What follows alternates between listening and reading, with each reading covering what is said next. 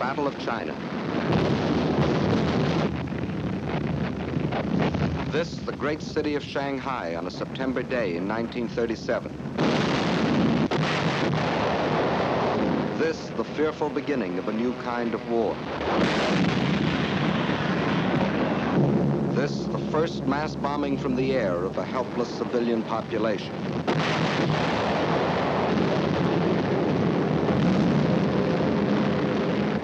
Why? Why are these innocent Chinese men, women, children to die beneath the hail of Japanese bombs? To find the answer to this question, we must first understand something about China and Japan. And to understand China, three facts must never be forgotten. China is history. China is land. China is people. Chinese history goes back for more than 4,000 years. That's a long time. It was only 168 years ago that Washington crossed the Delaware. Only 452 years have passed since Columbus discovered America. It's 1,500 years since the world saw the fall of the ancient Roman Empire. 3,400 years have gone by since Moses received the Ten Commandments. 3,700 years have passed since the pyramids were built. But more than 4,000 years ago, the Chinese Empire was already in existence. And more important, so was the Chinese civilization, a civilization of art and learning and peace. Yes, China is history. And China is also land, more land than the entire continent of Europe, a third larger than the United States, and rich in raw materials. This vast area consists of China proper and 4 outer provinces. To the north is Manchuria, huge and desolate, but abounding in raw materials. Next to Manchuria are Mongolia and Xinjiang. Here lies the Gobi Desert, a vast plateau twice the size of Texas, inhabited by nomad tribes who lead their camel caravans back and forth over ancient trade routes. To the west is Tibet, the icy roof of the world, its borders encompassing the eastern end of the Himalayan mountains, the mystery land that few have entered. And from these vast mountains of the west rise the 3 great rivers. The northernmost of these is the Huanghe, the Yellow River. Far to the south flows the Sikiang, the Pearl River, which enters the sea past the great ports of Canton and Hong Kong. But the greatest river of all is the one that flows between, the Yangtze, winding for 3,000 miles through the heart of China, bringing fertility to the good earth, and bearing upon its broad waters half the commerce of China. Yes, China is land, next to Russia, the largest country in the world. But most important, China is people, 450 million of them.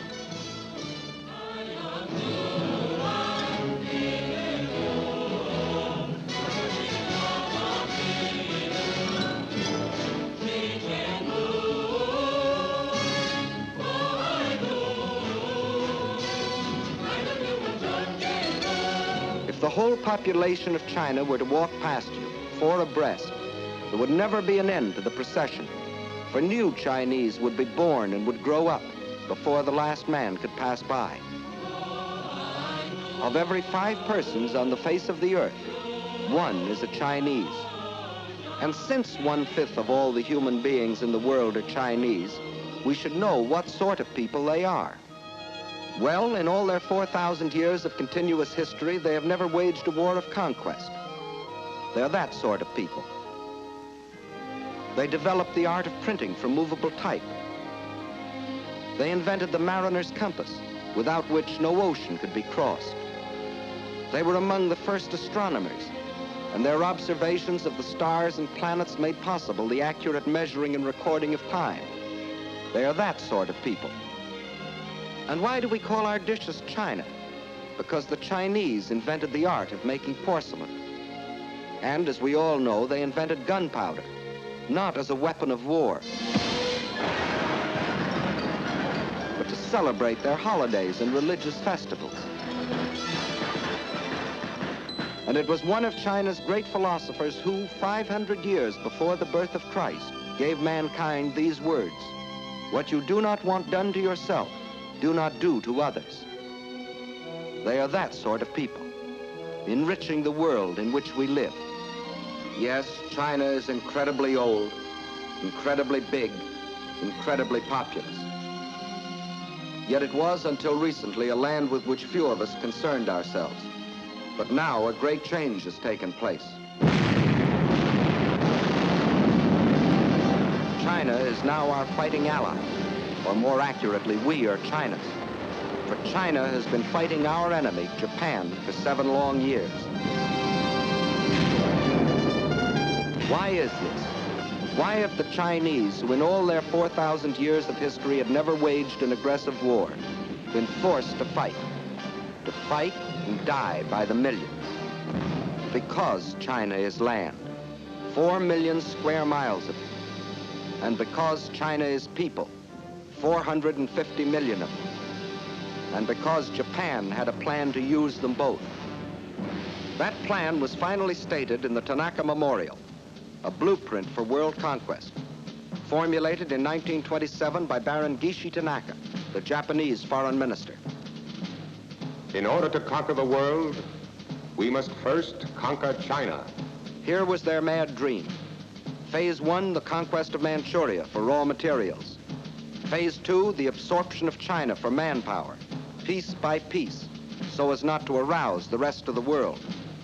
Phase 3, a triumphant sweep to the south to seize the riches of the Indies. Phase 4, the eastward move to crush the United States. One fact was obvious. China was to be the giant back on which Japan would ride to world conquest, just as Russia was to be enslaved for German use. But how was it possible for Japan, only 1/20th the size of China, and with only 1/6 its population, to think of conquering China, much less the world? There were 2 main reasons for this. In the first place, modern China, in spite of its age-old history, was like the broken pieces of a jigsaw puzzle, each piece controlled by a different ruler, each with his own private army. In modern terms, China was a country, but not yet a nation, while Japan was a united, well-knit, highly regimented military dictatorship. Second reason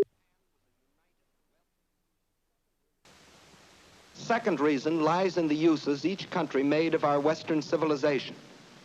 Let's see what China took. You will notice that this is a very old piece of film.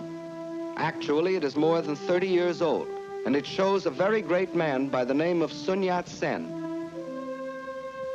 In 1911, this man fathered a people's revolution, which brought to an end China's ancient imperial government and began its new era as a modern republic, winning for himself in Chinese history as secure a place as George Washington has in ours. And he and his followers chose for the cornerstone of their new republic Chinese words that echoed those of another believer in democracy. Government of the people, by the people, for the people. And to make these principles become reality, they built more schools and colleges. They established scholarships so that their young men and women could go forth to the universities of America and Europe and bring back to their own country other Western ideas. And this new generation returned to China with new techniques of industry, architecture, science, medicine. They built more hospitals to free their people from the blight of disease. They introduced compulsory education. They laid down as essential 2 of the 4 freedoms for which we fight today: freedom of expression and freedom of religion. In 1925, Sun Yat-sen died, but his disciples, led by Chiang Kai-shek, carried on his monumental work. Their aim, the unification and modernization of China. Chinese industry was old-fashioned and inefficient. Transportation was slow and inadequate. But now railroads began to link the great seaports and river harbors with the inland cities. A network of highways began to stretch beyond the railroad lines into the deep interior. After leaving them untouched for centuries, China was beginning to use her vast store of raw materials.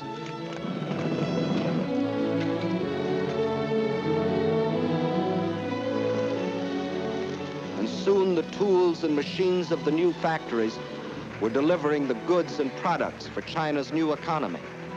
For the Chinese believed in using the best of Western civilization for the progress of their country. And while they were building this new nation, just a day and a half by steamer across the Yellow Sea lay Japan.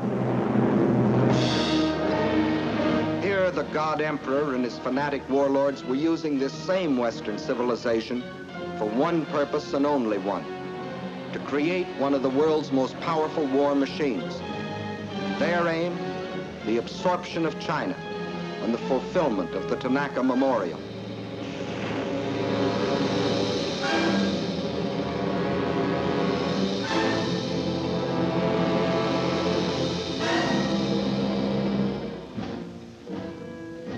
For years, Japan had deliberately copied military weapons and industrial techniques discovered in other countries. For years, Japan, under the pretext of lacking raw materials for industry, had been buying in every corner of the world materials not only to build this war machine, but materials which could be stored to feed it in the war of conquest they were planning.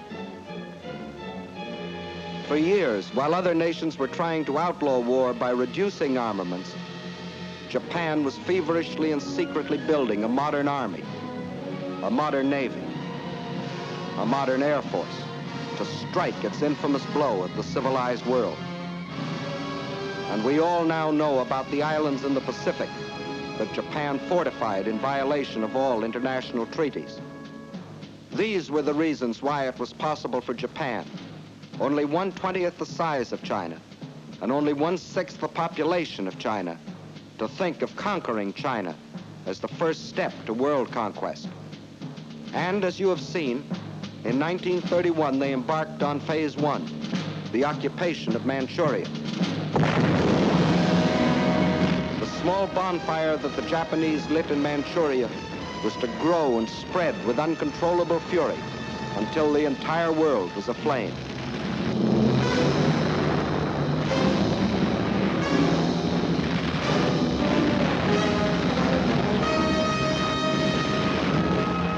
Phase 1 of the Tanaka Plan was completed, and exactly as planned.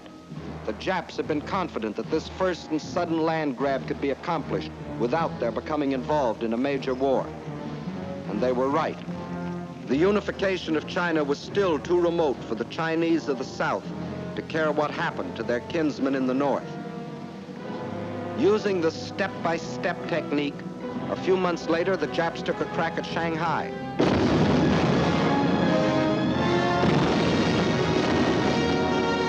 Chinese resistance was so great they hastily called that deal off, waited another year, and then struck in the north again, carving the province of Yehol out of China proper. This too they got away with.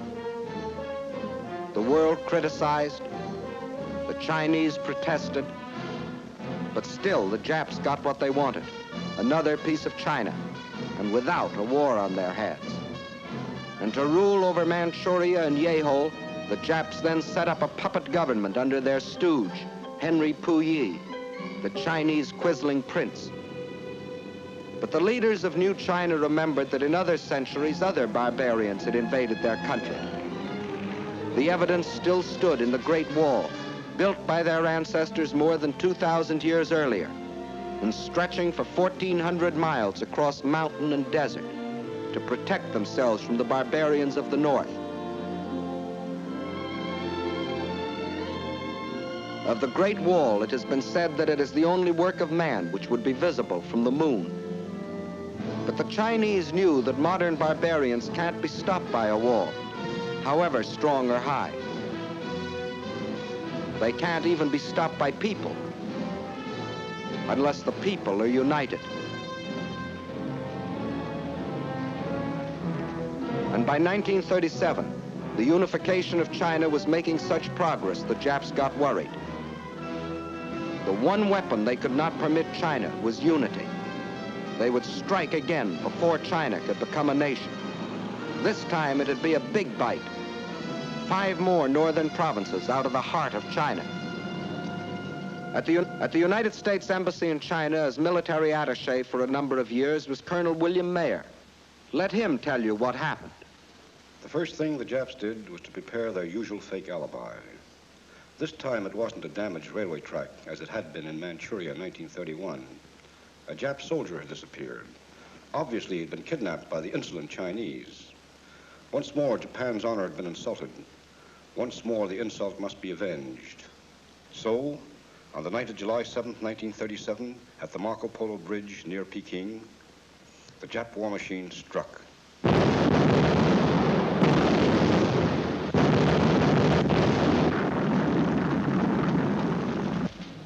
Within the space of a few weeks, the invaders were in control of Tientsin and Beiping.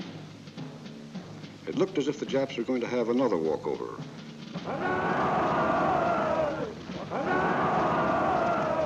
Now the Japs sat back to digest and organize this new conquest. The peace-loving Japanese didn't want a war if they could get their land grabs without one. But this time they were in for a rude surprise. This time, instead of protesting or negotiating, the Chinese struck back. And not in the north, but at Shanghai, where the Japs least expected it.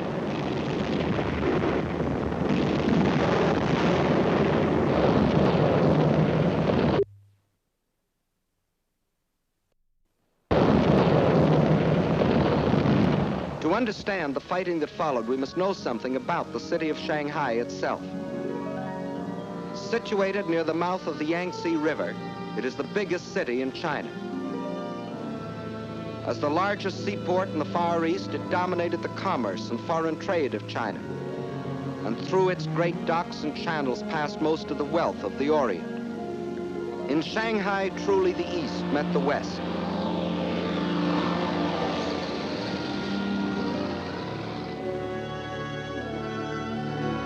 And within this city of 3.5 million Chinese was another city, the foreign settlement, made up of the French concession and the well-known international settlement.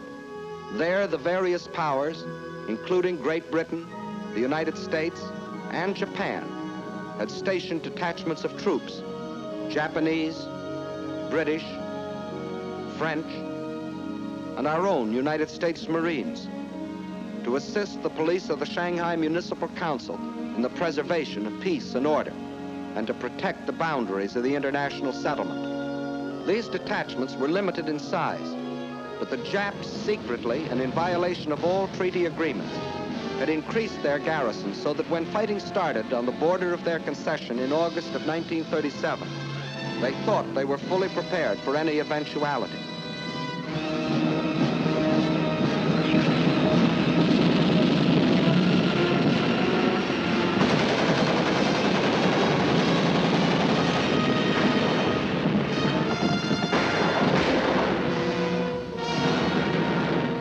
The force of the Chinese counterattack almost drove the Japs into the Wangpu River. Backed up by the heavy guns of their warships, however, the Japs managed to hold out until reinforcements arrived. Jap landings were then made in the vicinity of the Wusong forts and in Luho and Lotien on the Yangtze River north of Shanghai. The Chinese drew back to positions 5 or 10 miles inland, where they could secure some protection from the heavy Jap naval gunfire.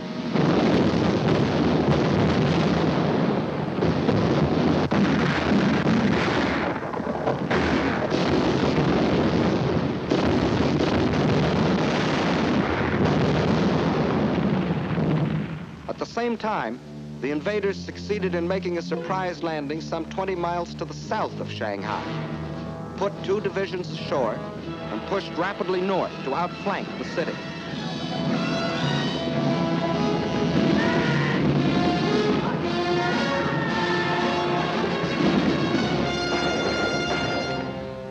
Chinese position was thus made untenable, and a withdrawal was ordered to the west and to the south, toward Nanking and Hangzhou.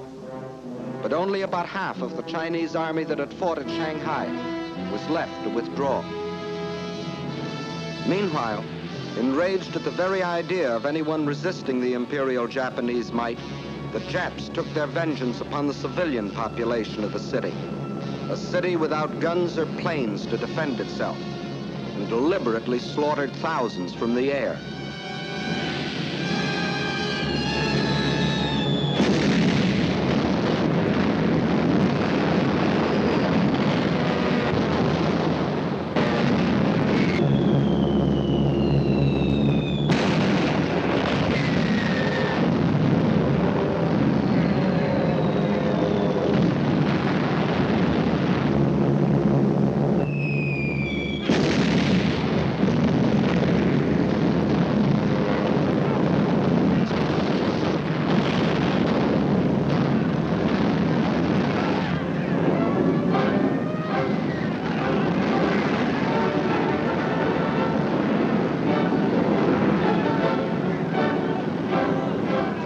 There was refuge inside the international settlement, where Japan was afraid to bomb the property and people of the foreign powers, just yet.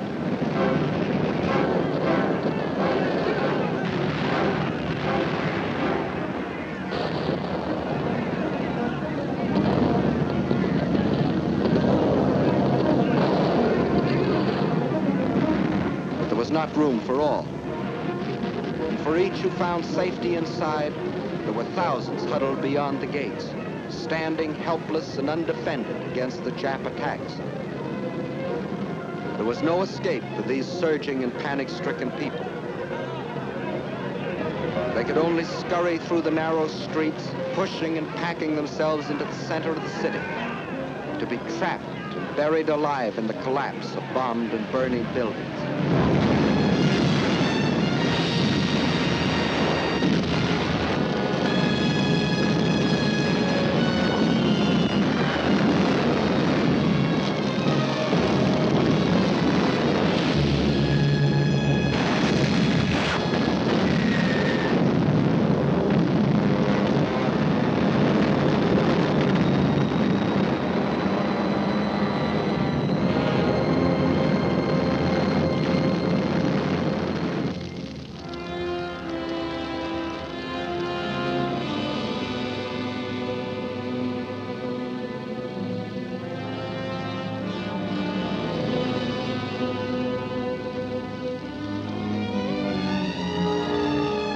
Thus, the Japanese introduced the world to a new kind of war.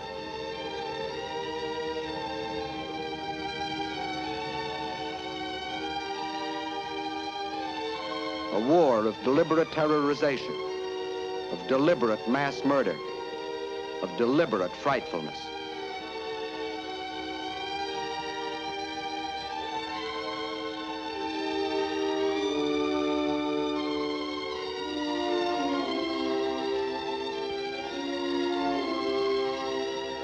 When the campaign was over, the Japs occupied the entire peninsula east of Shanghai. Reorganizing rapidly, they then launched a coordinated drive on Nanking. One column pushed along the railroad while another swung further to the south. This column then split and continued its drive, hoping to cut off any possible retreat of the Chinese armies defending Nanking. It was here in the Yangtze that the blood-crazed Japs attacked an American gunboat, the USS Panay, despite its distinctive markings.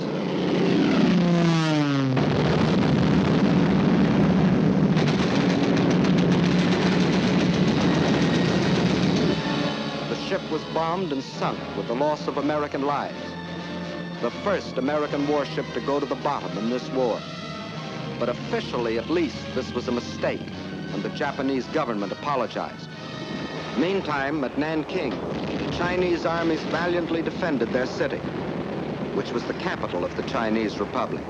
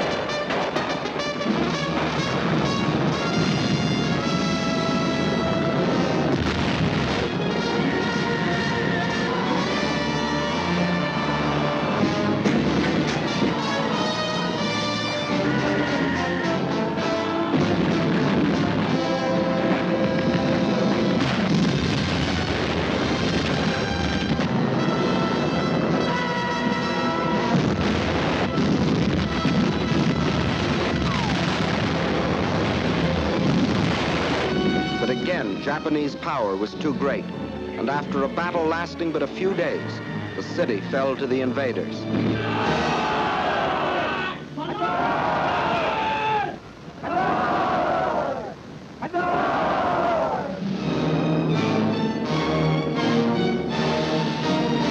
In their occupation of Nanking, the Japs again outdid themselves in barbarism. The helpless populace was trapped by the city walls and could not flee. The Japanese soldiers went berserk. They raped and tortured. They killed and butchered.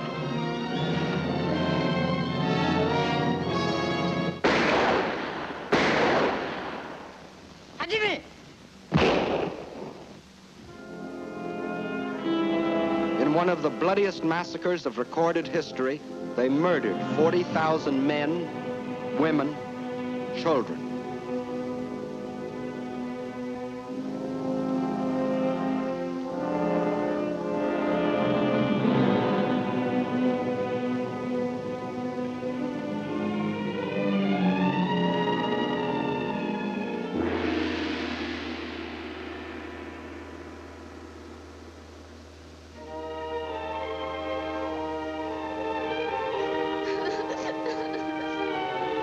Those who lived might better have died, for the horror of their twisted and torn bodies was worse than death.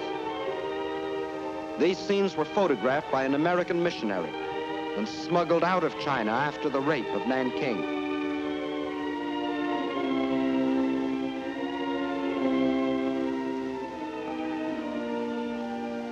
This nightmare of cruelty was all the more horrible because it was deliberately planned by the Japanese High Command to tear the heart out of the Chinese people once and forever.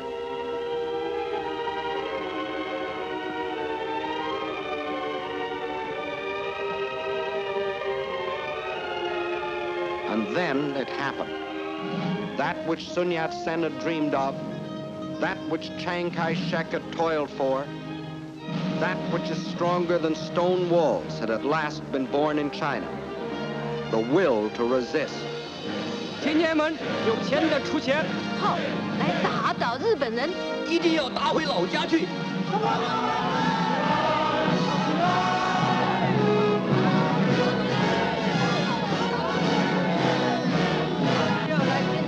In their last bloody blow, the Japanese had accomplished what 4,000 years had failed to bring into being: a united China, an aroused China. 必须要团结一致，消灭日寇。 然后我们才能够得到安全。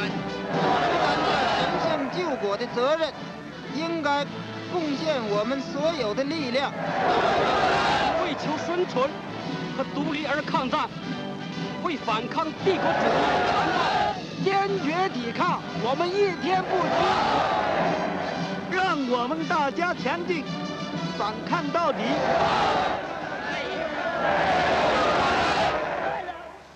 But the Chinese knew that the will to resist was not by itself enough. They knew that China must develop the power to resist also.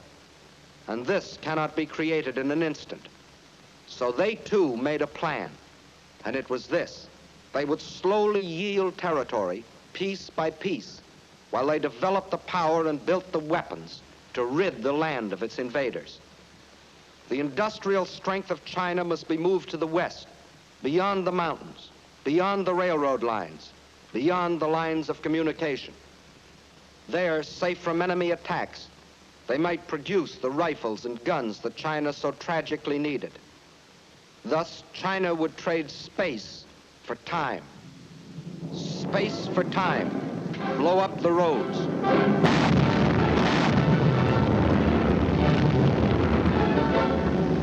Space for time. Scorch the earth.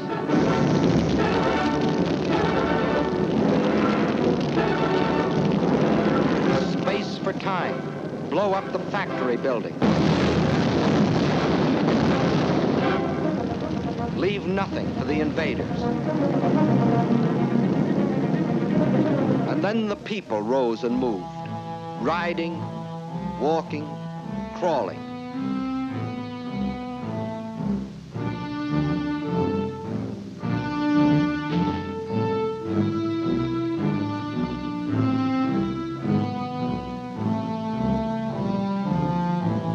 million of them, spontaneously driven by an epic impulse, rose and made their way westward. The earth teeming with them, moving westward on a trek that stretched through 2,000 miles of roadless wilderness. Thus the world witnessed one of the most amazing spectacles in human history, the greatest mass migration ever recorded. Whatever could be of use and could be moved, the Chinese took with them on a Homeric journey. Their libraries, their schools, their hospitals, all dismantled and carted away. The machinery from over 1,000 factories, weighing over 300 million pounds, was moved away in trucks and ox carts and on their backs, 2,000 miles away, 2,000 miles westward. Wherever they could, they gathered along the few remaining railroads, waiting, hoping for some chance to ride part of the way toward their westward goal. And when they had packed the last train with the last ounce of humanity and machinery, the tracks themselves were taken up, rail by rail, tie by tie, to be transported westward, to leave nothing for the enemy.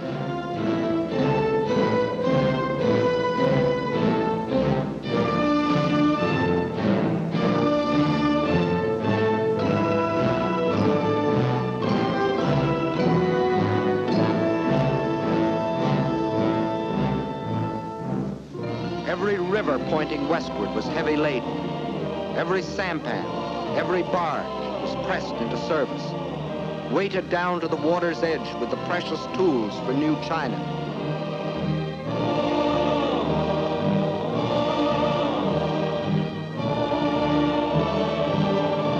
Nothing could stop them, not even the rivers that narrowed into mountain gorges. Westward with their loads of machinery, more precious than gold.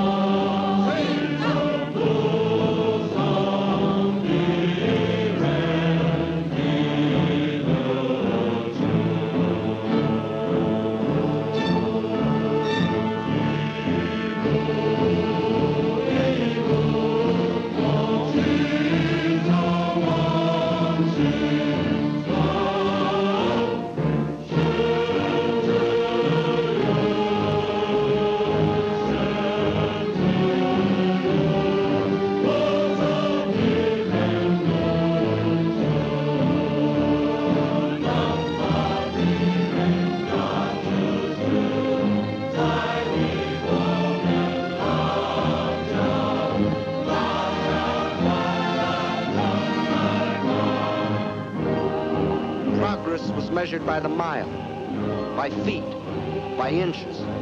The trail they broke was moistened every step of the way by their sweat. Where there were no trains, no boats, no ox carts, there were still willing hands and willing feet and straining backs. 30 million people moving westward. Westward from the invader. Westward from slavery and death. Westward to freedom.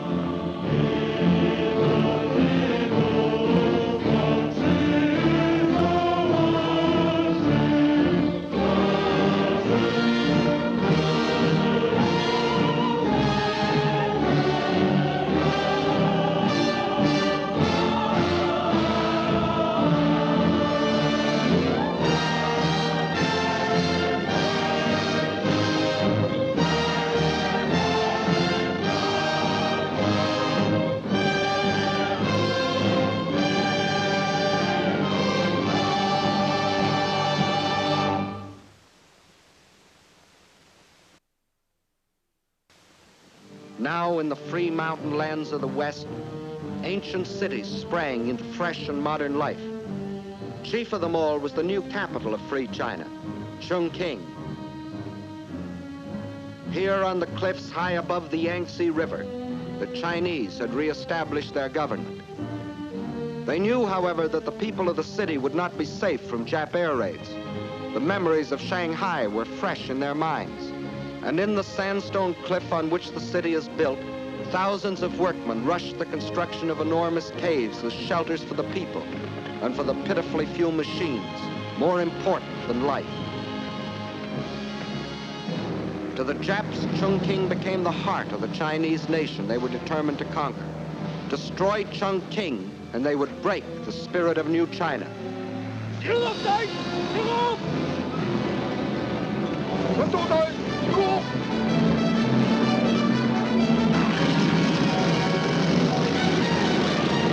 As they couldn't reach the city by land, they would send their bombers to blast it from the face of the earth.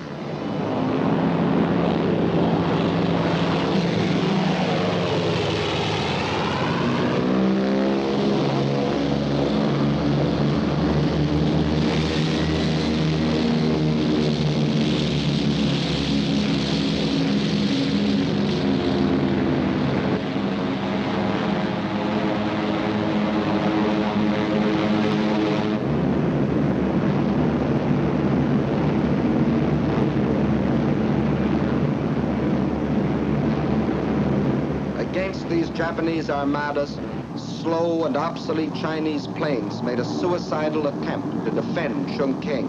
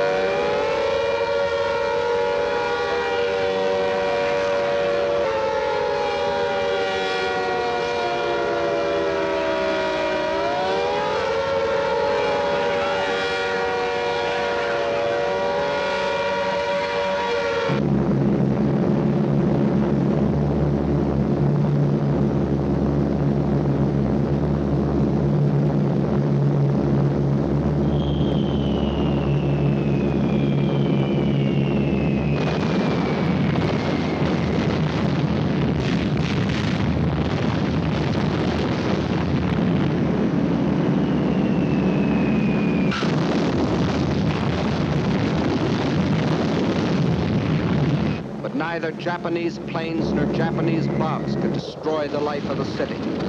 But not only the people, but the factories had gone underground, where the vital machines could operate by day and by night, safe from bombs and shrapnel.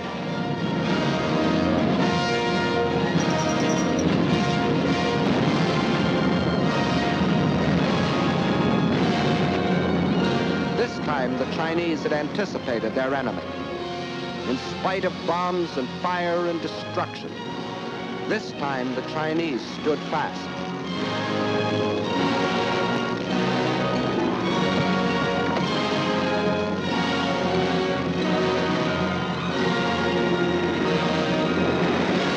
Flaming Chongqing became the symbol of their indestructible spirit.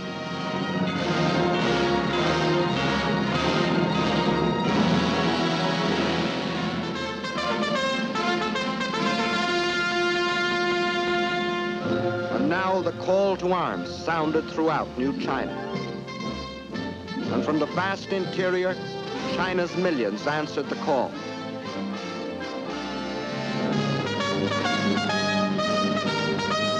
They came from the south and from the north, from the east and from the west, to form a people's army.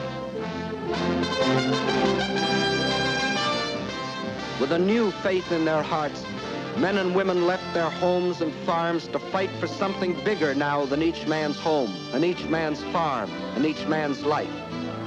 They were fighting for New China.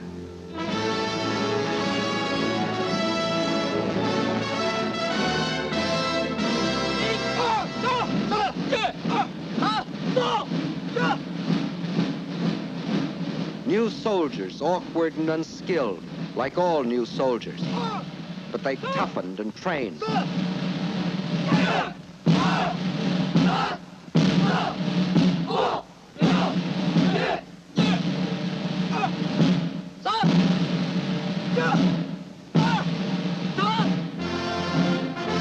They learned the discipline and order of drill.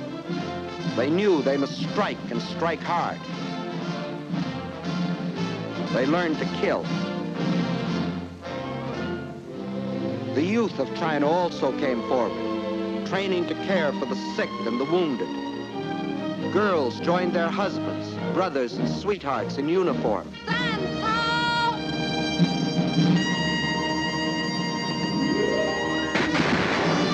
And to the aid of China came volunteers from other lands, men who pledged themselves to fight against tyranny and oppression no matter where. Americans like the legendary Colonel Chennault and his Flying Tigers, who, with their few American planes, were knocking down enemy planes at the fantastic ratio of 20 nips to 1 of their own. The Japs that hoped to ride to world conquest on the back of the giant Chinese workhorse. Phase 2 of the Tanaka Plan called for breaking the horse to their will, but the great patient horse refused to be broken. The enraged Japs saw their whole plan of conquest bogging down. So they set out to drain the giant's strength by cutting the arteries through which flowed China's lifeblood of supplies. They penetrated along the rivers. Railroads destroyed by the Chinese were rebuilt with slave labor as the Japanese moved inland to secure control of key rail lines and important communications. And China's supply lines from the outside world were cut off by Jap warships blockading the coast. The Japanese strategy was the isolation of China. Port after port was occupied. This meant China was being cut off from supplies she couldn't manufacture for herself. Supplies she was getting from her Western friends. Without oil, gas, guns, and planes, China was doomed. With the whole of the Chinese coast in the hands of the Japs, there would only be 2 routes over which to bring the vitally necessary materials. From Indochina, a narrow-gauge railway ran inland from the sea to Kunming, connecting with a truck road that went to Chongqing. But its capacity was limited. And then there was the old trail of the camel caravans from Russia across the Gobi Desert, which could bring in even less. Not only did these routes provide too little for China's needs, but they were too near Jap territory to be safe. There was only one other possibility. In Burma was a railroad that ran from the port of Rangoon to Lashio. Separating it from the truck road at Kunming were hundreds of miles of high mountains and deep river gorges. If this stretch of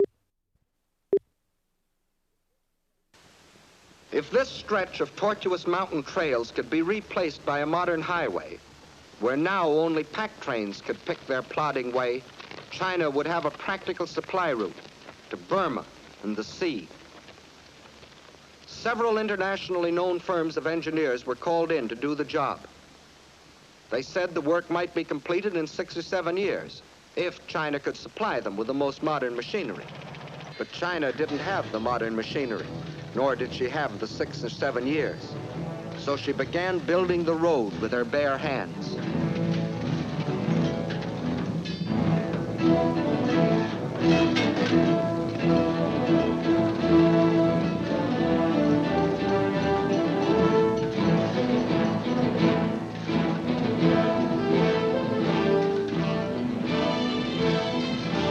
By thousands, by tens of thousands, by hundreds of thousands, they toiled at the back-breaking task of carving this desperately needed supply line out of the reluctant mountains.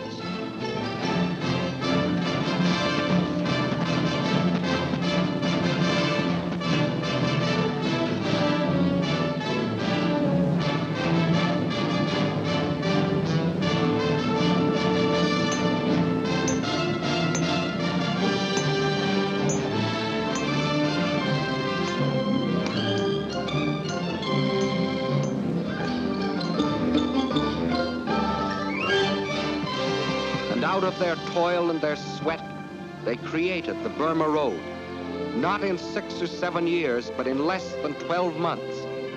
A monument to the new spirit, to the new China. As soon as it was completed, the road went into immediate service.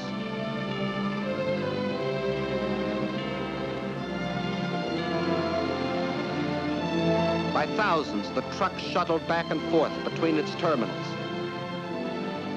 climbing to nearly 10,000 feet, around hairpin curves, along the edges of sheer precipices, where passing trucks had barely 1 foot of clearance.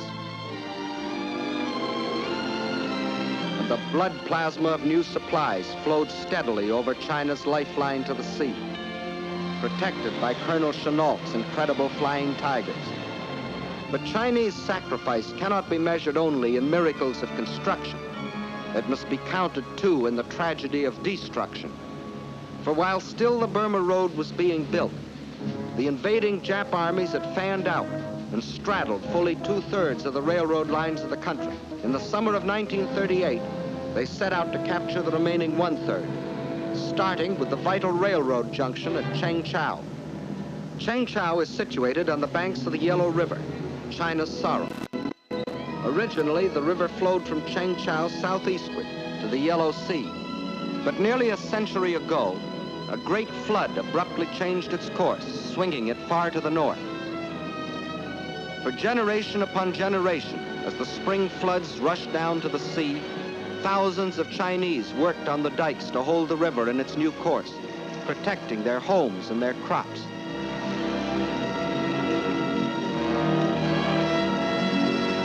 Now, as the Japs advanced on Chengchao, the Chinese blew up the southern dike of the Yellow River, thus loosing a flood between themselves and the Japs.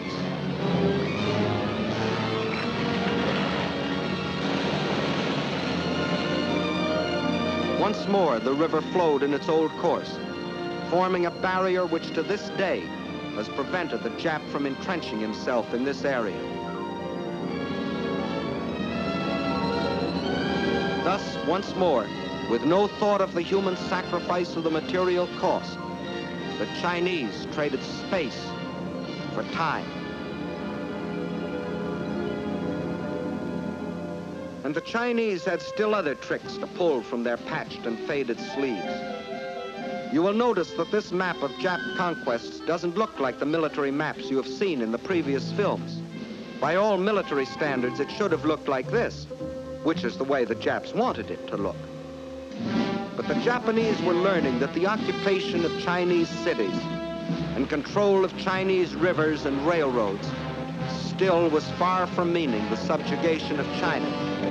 For the Chinese had formed themselves into guerrilla bands, trained to harass the Jap forces. These guerrillas were mostly farmers who had stayed behind on the land when the great migration to the west took place. Peaceful farmers one day, deadly fighters the next. They made an unpredictable and uncontrollable enemy.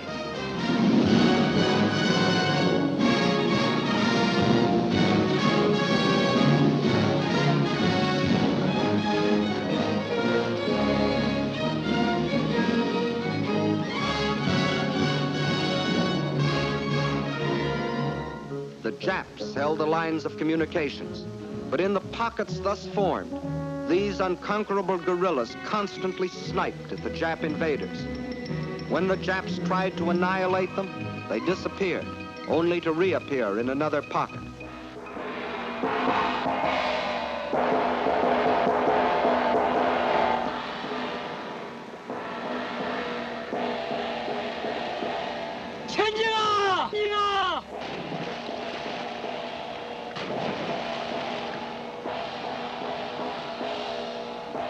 Attacking with speed and surprise, they ambushed enemy patrols.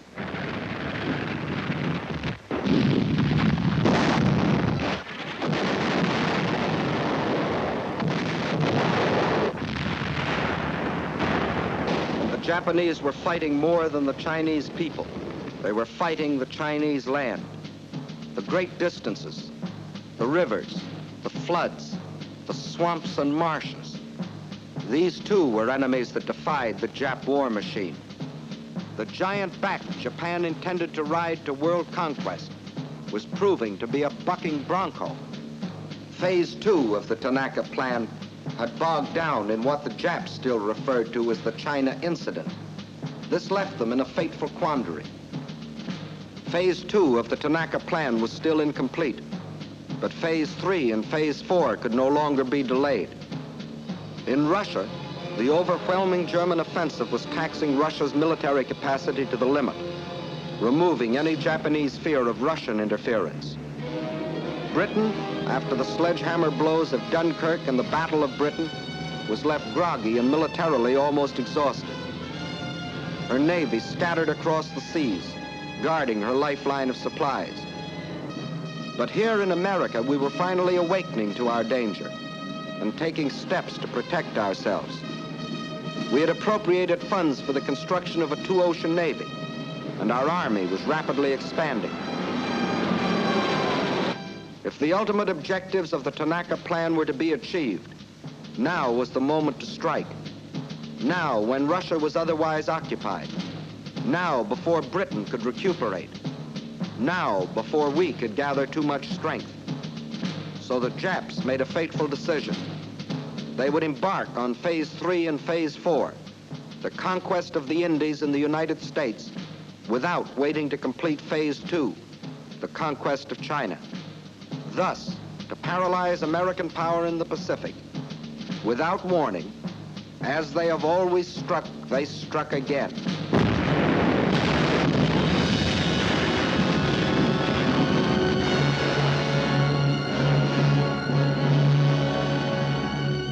According to all the rules, China's position should now be greatly improved.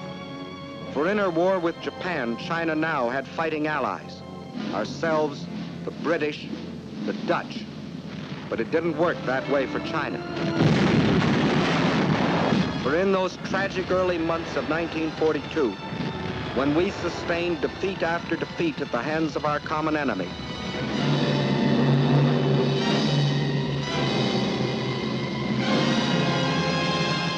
China endured the worst setback of all.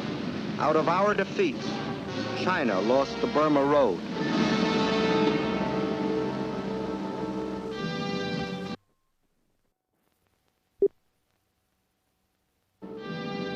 But still, China's courage never faltered. Her determination never weakened. And in the history of those long and tragic months of black defeat in 1942, one bright page stands forth. A page written by our Chinese allies. Here is the city of Changsha. The Japs wanted it for two reasons. It was in the center of the Chinese rice bowl, and it was also an important railway junction. Twice before they had tried to take it, and twice before they had been thrown back. Massing a large striking force near Yocho, on Christmas Eve 1941, the Japs started southward toward Changsha in 3 columns. At 3 points during the drive south, the Chinese forces put up token resistance. But instead of withdrawing toward Changsha, they withdrew east into the mountainous flank. By New Year's Eve, the Japs had surrounded the city. They quickly pierced the outer defenses and attacked the inner defenses from 4 directions. In spite of fierce resistance, the Japs were certain that the fall of Changsha was only a matter of hours. What they didn't know was that they had walked into a well-baited trap. For the Chinese forces which had withdrawn into the hills now swept down on the Jap supply lines and cut them to ribbons. The Jap forces attacking the city soon ran out of food and ammunition and began a withdrawal, whereupon the Chinese launched a counteroffensive and pushed the Japanese back where they had come from.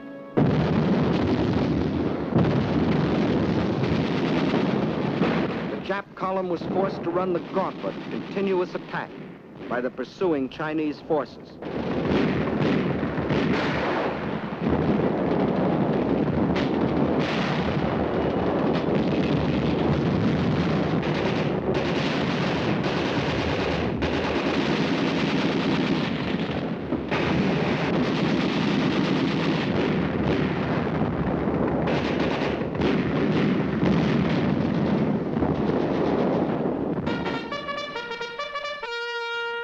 Battle of Changsha was a magnificent victory for the people of China, the people who wouldn't surrender, the people determined to fight for their freedom, their good earth, the people who can't be beaten. And as 1944 dawns, there is another and greater story being written. From the Aleutians to the South Pacific, we are on the offensive. In the jungles of New Guinea, in the Gilbert and Marshall Islands, on the shores of New Britain, on the broad Pacific waters, Japan faces the daily expanding power of the nations she attacked.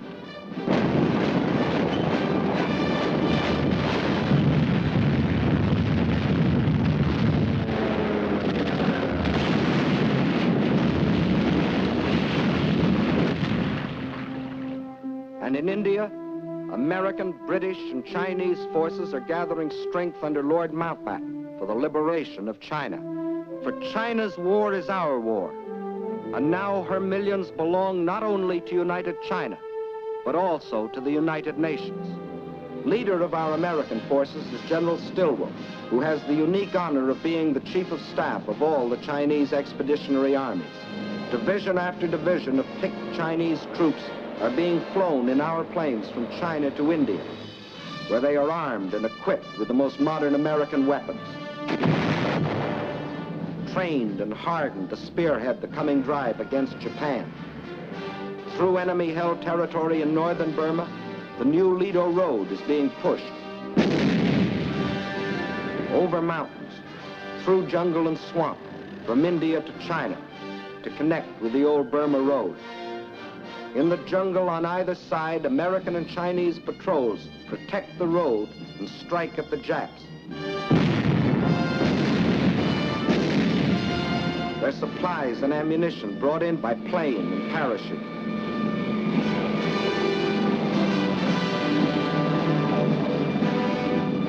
From fields in India, an air transport command plane takes off every 6 minutes, loaded with artillery, jeeps, ammunition, men and supplies for the armies of China.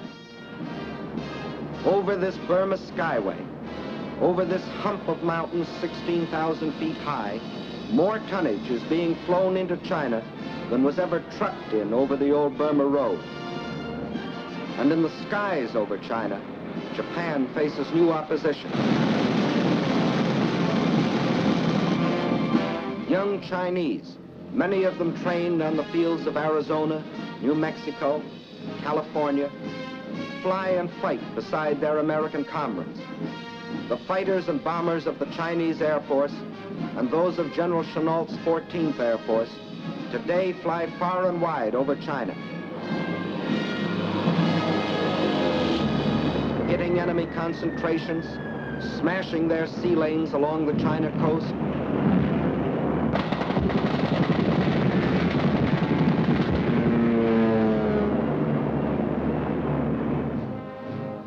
The same people that moved a nation 2,000 miles, that built the Burma Road, are building airfields out of stones, mud, and patient, tireless hands.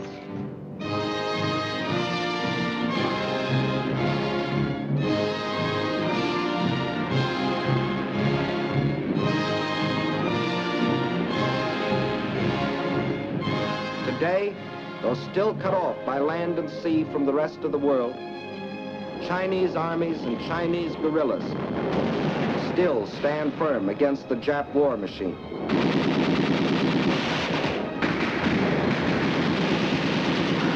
The oldest and the youngest of the world's great nations, together with the British Commonwealth, fight side by side in the struggle that is as old as China herself, the struggle of freedom against slavery, civilization against barbarism, good against evil. Upon their victory depends the future of mankind. We in China, like you, want a better world. Not for ourselves alone, but for all mankind.